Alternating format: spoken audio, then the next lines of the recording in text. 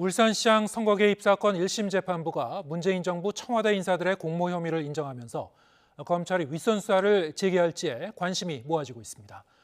앞서 조국 전 민정수석과 임종석 전 비서실장을 불기소 처분한 검찰은 판결문과 수사 기록을 다시 검토해 재수사 여부를 결정할 방침입니다. 김철희 기자의 보도입니다. 기소 3년 10개월 만에 송철호 전 울산시장 등에게 무더기 징역형을 선고한 재판부는 청와대 차원의 조직적 선거 개입이 있었다고 판단했습니다.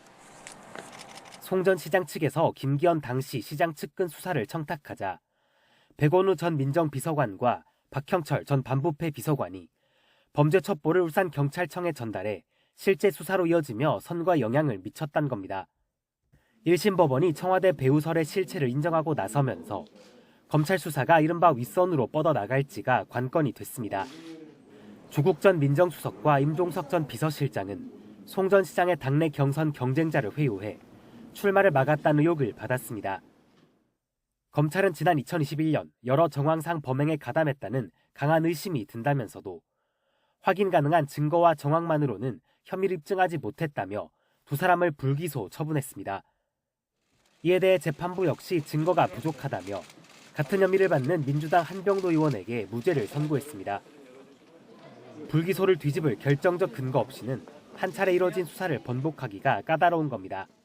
굳이 문재인 대통령까지 끌어들여서 무슨 조직적인 선거 개입이 있었다고 주장하는 것은 과도하고.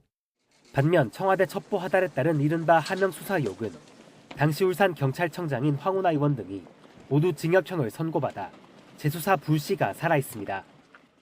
실제 판결문엔 경찰이 김기현 시장 측근 수사 상황을 20차례에 걸쳐 수시로 청와대에 보고했다는 내용이 나오고 조 전 수석과 임 전 실장뿐 아니라 문재인 전 대통령 이름까지 거론됩니다. 다만 이 같은 언급은 사건 배경 설명에만 등장할 뿐 청와대 고위 인사들이 범행에 개입했는지는 재판부 판단 대상이 아니었습니다.